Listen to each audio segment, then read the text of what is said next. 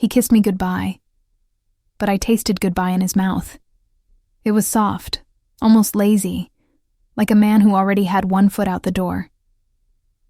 "Just a business trip, babe," Derek murmured, grabbing his suitcase by the door, avoiding my eyes.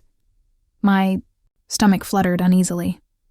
I smiled faintly, nodding, telling myself not to overthink. But something in his voice felt wrong. I stood at the window, watching him pull away in the cab, the taillights fading into the cold evening.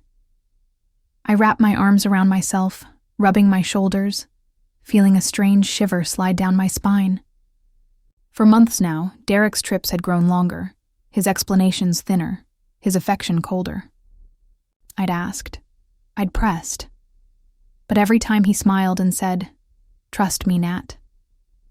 Lila's voice echoed in my mind.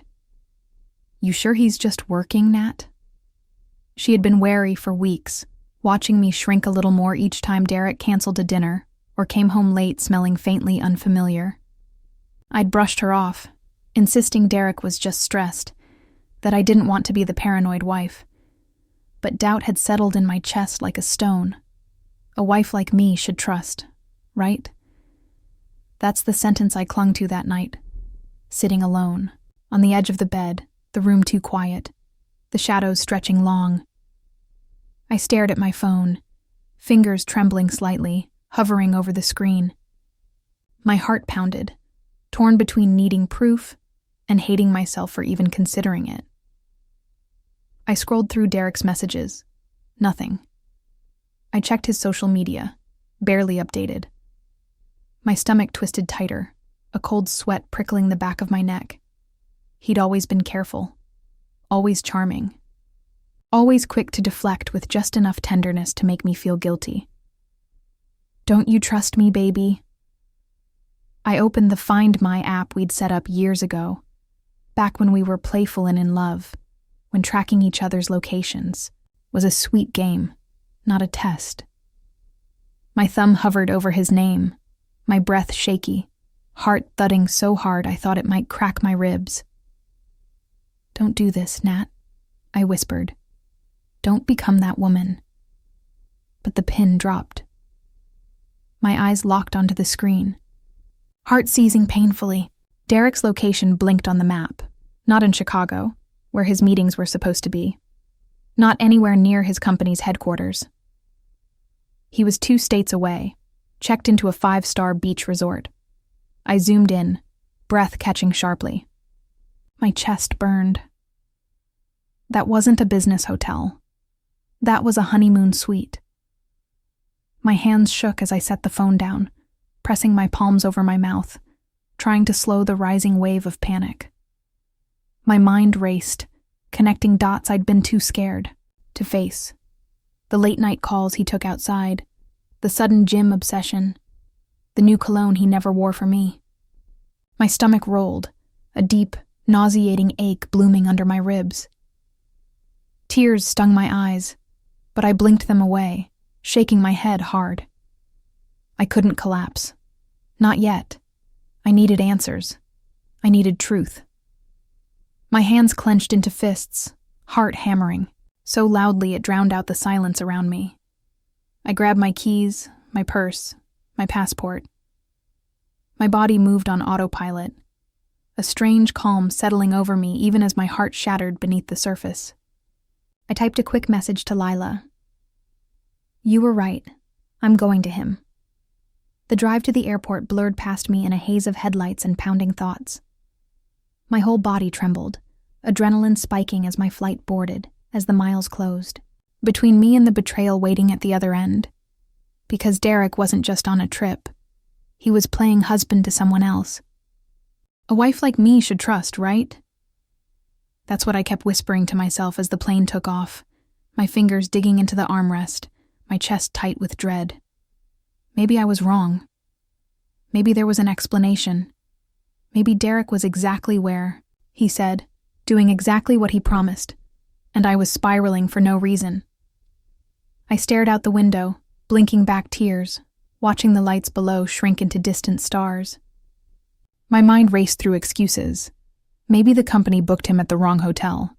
Maybe there was an event, a client dinner, a mix-up.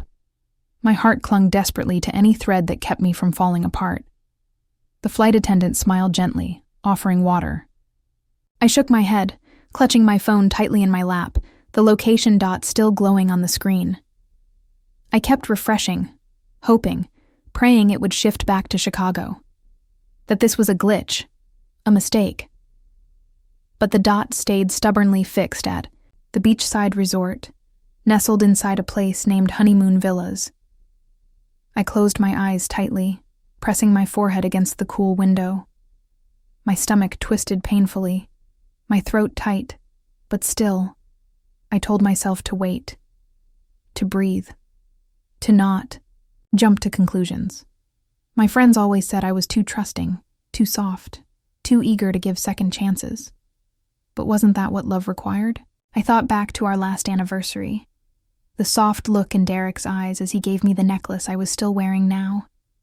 He'd kissed me then, whispering, "You're the only one I'll ever want." My hands clenched at the memory, heart aching fiercely. But then came the late-night texts, the sudden work trips, the way he angled his phone away from me, laughing softly at messages I wasn't allowed to see. My fingers trembled as I unlocked my phone again, opening the hotel website.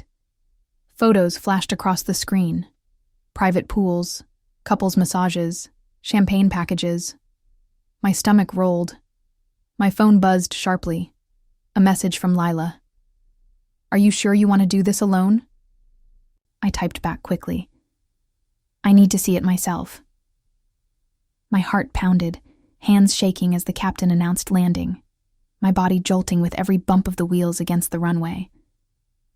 I moved through the airport like a ghost, barely feeling my feet touch the ground, my chest tightening with every step.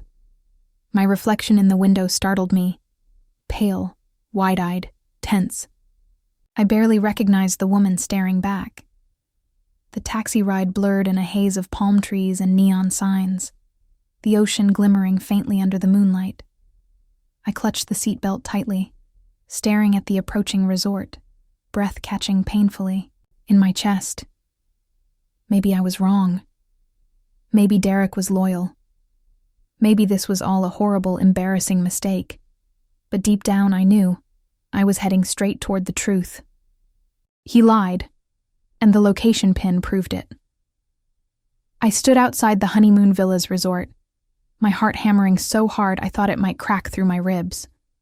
The ocean breeze whipped at my hair, salt stinging my eyes as I stared up at the glowing facade. This wasn't a business hotel. This wasn't work. This was where people came to celebrate love. I swallowed hard, my hands shaking as I opened the Find My app one last time. The dot pulsed steadily. Right here. My husband was inside one of those luxury suites, and I wasn't even supposed to know. My stomach twisted violently, a sharp ache blooming under my ribs. I stepped forward slowly, feeling my knees tremble with each movement. The lobby doors swept open, cool air washing over me, the scent of roses and champagne filling the space. I wanted to turn around. I wanted to run back to the taxi, pretend this night had never happened. But my feet kept moving. The concierge greeted me warmly, asking for the name on the reservation. My throat tightened painfully as I forced a smile. Giving Derek's name. The woman's face lit up. "Of course, Mrs. Miller," she said sweetly. "We hope you enjoy your stay, Mrs. Miller." I almost laughed, or screamed. My heart pounded harder, tears burning at the back of my eyes as I clenched my fists. She didn't even know. None of them knew. I was walking straight into the heart of my own betrayal. The elevator ride was a blur, the soft music a cruel contrast to the roaring chaos inside my head. I stared at the floor numbers ticking upward, feeling my breath catch in my throat, my hands trembling violently. My reflection in the mirrored walls startled me, pale, tense, eyes wide and wet. Outside the suite door, I froze. My hand hovered over the handle, my pulse racing, my vision blurring. I could hear faint laughter from inside, soft voices, the thigh clink of glasses. My stomach churned, bile rising in my throat. I squeezed my eyes shut, whispering, "Please let this be wrong. Please let this be wrong." But I knew it wasn't. I pressed my ear lightly to the door, my breath shaking. I heard Derek's voice, low, familiar, playful, and then hers, soft, laughing, whispering his name.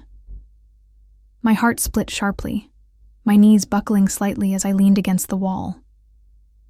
This wasn't just a mistake. This wasn't a misunderstanding. This was betrayal, raw and deliberate. This wasn't heartbreak. This was annihilation. I slid down the hallway wall, knees folding under me, my head sinking into my trembling hands. The soft laughter and clinking glasses behind that door sliced through me like a blade.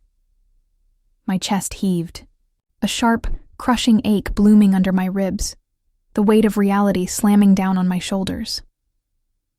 I gasped quietly, pressing my fist to my mouth, trying to stop the sobs from rising. The air felt thin, like I couldn't pull enough into my lungs, like the walls were closing in around me.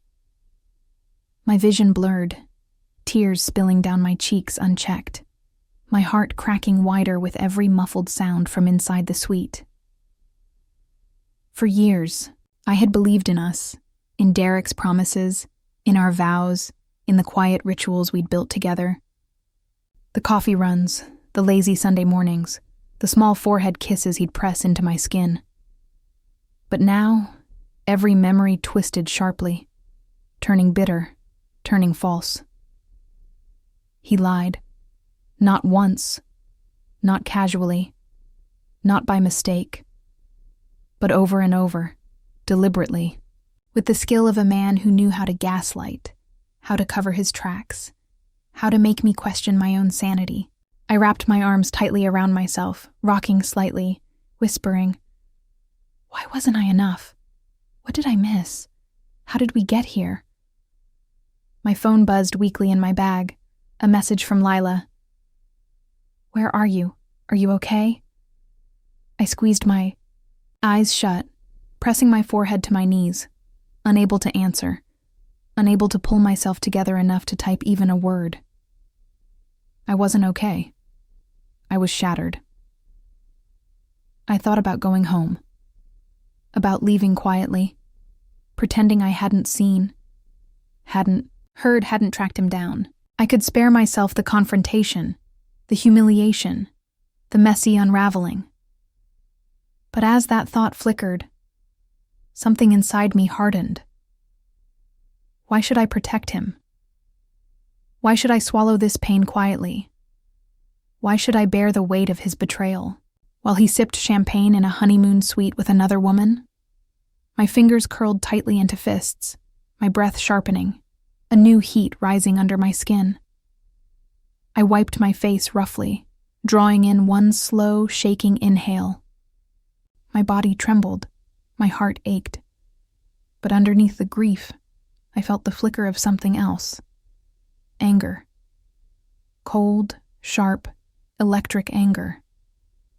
I rose slowly, my legs shaky but steadying under me, my chest still tight but lifting. I pressed a hand to the door, breathing deeply, whispering softly to myself. They thought they broke me, but they were about to learn. I wasn't done yet. They underestimated the woman they left behind. That sentence pulsed sharply in my chest as I stood outside the honeymoon suite, my hands no longer shaking, my eyes burning with a clear, focused fire. I had spent months shrinking, questioning, doubting myself. But now, I saw everything with blinding clarity.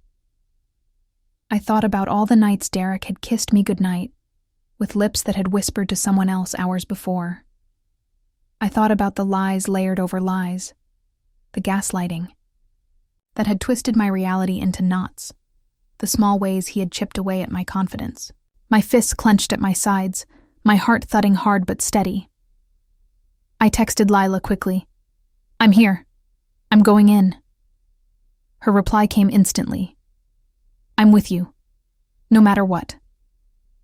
I smiled faintly at the screen, a surge of warmth pushing through the cold ache in my chest. I wasn't doing this alone. Not anymore. My eyes flicked to the hallway mirror, catching my own reflection, red-eyed, flushed, trembling slightly. But under the surface, I saw the woman Derek thought he'd broken. The woman he thought would stay small, stay blind, stay silent. I slipped my hand into my purse, fingers brushing over the small folder I'd brought, photos, texts, proof. I hadn't just come here to catch him. I'd come here to expose him, to end the game on my terms. I breathed in slowly, exhaling sharp and clean, pressing my palm flat against the door. My heart thundered, but my spine straightened, my shoulders lifted. I wasn't here for revenge. I was here for truth.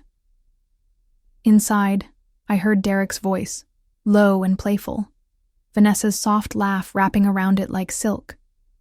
My stomach twisted, but my jaw tightened. Let them enjoy their last moments. Let them laugh. Let them think they'd gotten away with it. Because when I walked through that door, everything was going to change. I adjusted my coat, ran a hand through my hair, and gave myself one final glance in the mirror. My lips curved into a small, bitter smile. This is the woman you underestimated, Derek. And tonight, I was walking in, not to fall apart, but to take back everything they tried to steal. That was the moment everything changed. As I stood at the door, I wasn't shaking anymore. My hands were steady, my breath sharp, my mind crystal clear. I had crossed the line from heartbreak to resolve. I wasn't here to plead, to cry, to ask why. I was here to reveal what they thought they'd hidden. I pulled out the folder from my purse. Every screenshot, every hotel confirmation, every text Derek thought I'd never find. Lila had helped me gather them, piece by piece, late at night over wine, when I'd finally broken down and admitted the truth. He's lying to me, Lila. I feel it in my bones. Inside the suite, laughter floated closer to the door. Derek's voice low, Vanessa's soft giggles curling around it. My stomach twisted, but I stayed rooted. This wasn't just about them cheating. This was about how they had played with my mind, gaslighting me into silence, making me doubt every instinct, every gut feeling I'd had for months. I flipped through, the pages one last time, my chest tightening but lifting. Here was the proof. Not accusations, not suspicions. Facts. Hard, cold evidence of the betrayal they thought they'd buried under hotel sheets and fake business trips. My phone buzzed, softly. Lila again. Babe, you don't have to do this alone. I'm still outside. Just say the word. I smiled faintly, fingers brushing the screen. Thank you. But I need to do this myself. I could hear movement now. The shuffle of feet, the murmur of voices, the soft pop of a champagne bottle. I closed my eyes briefly, exhaling slowly. My heart hurt. Yes. But under the ache was something stronger. Determination. I'd packed my suitcase before leaving home. My keys were already handed off to Lila for safekeeping. My lawyer was on standby. I wasn't here to fight for him. I was here to deliver the final blow. Calm, quiet, unshakable. I adjusted my grip on the folder, squared my shoulders, and let a slow smile pull at the corners of my mouth. I just smiled, because they had no idea I was coming. This wasn't collapse. This was execution. I just smiled. Because they had no idea I was coming. My hand gripped the door handle, heart pounding but steady, breath sharp and even. I didn't need to scream, to break things, to collapse at Derek's feet. I had the truth. And truth was its own form of revenge. I pushed open the door calmly, stepping inside the honeymoon suite. Derek froze mid-laugh, champagne glass in hand, his eyes widening, face draining of color. Vanessa turned, her silky robe slipping slightly off one shoulder, confusion flickering across her face. I let the door click shut behind me. "Hello, Derek," I said softly, voice smooth as ice. His mouth opened, closed, no words forming. I stepped forward slowly, placing the folder down on the table between us.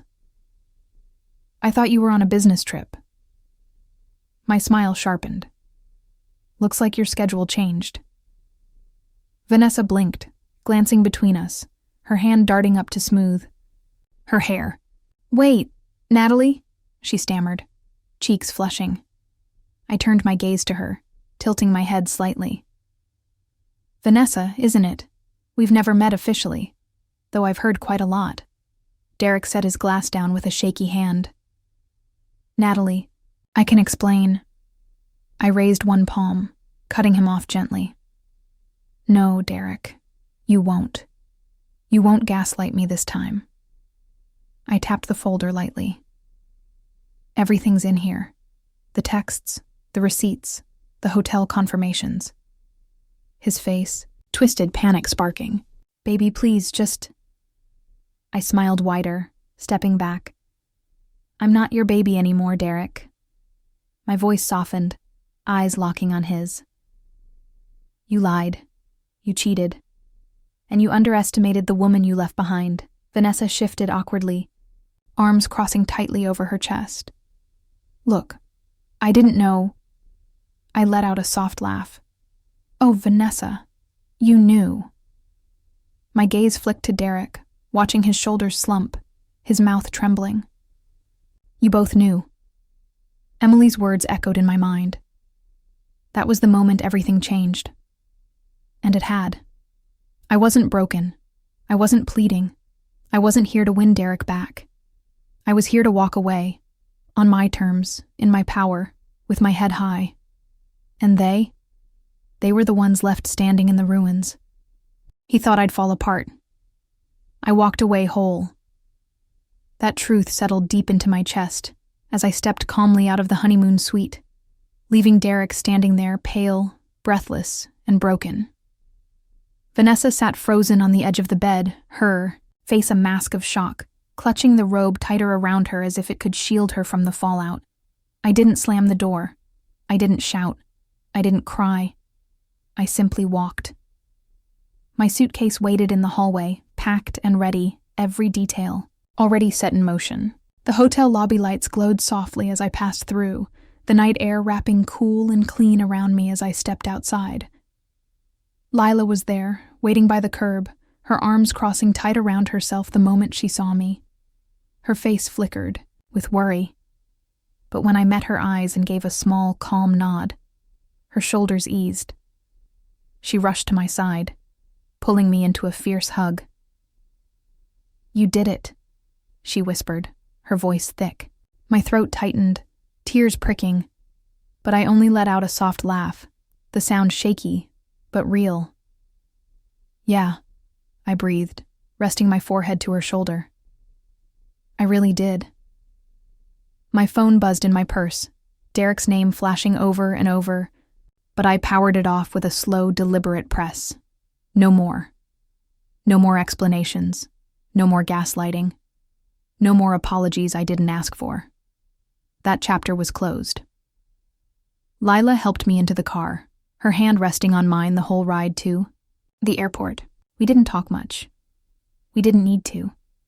The silence between us was soft, filled with quiet understanding, no longer heavy with doubt or fear. At the terminal, I paused by the window, staring out at the dark stretch of runway, the blinking lights, the waiting plane. My chest lifted, breath pulling easier, shoulders lighter. I was walking away from a man who thought he could break me. But he didn't know. I had already rebuilt myself the moment I stopped chasing his love. I turned to Lila, smiling faintly, voice soft but steady. "I thought this would destroy me," I admitted. She squeezed my hand gently, eyes glistening. No, Nat. This made you. Because Derek might have crafted the betrayal. But I crafted my own freedom.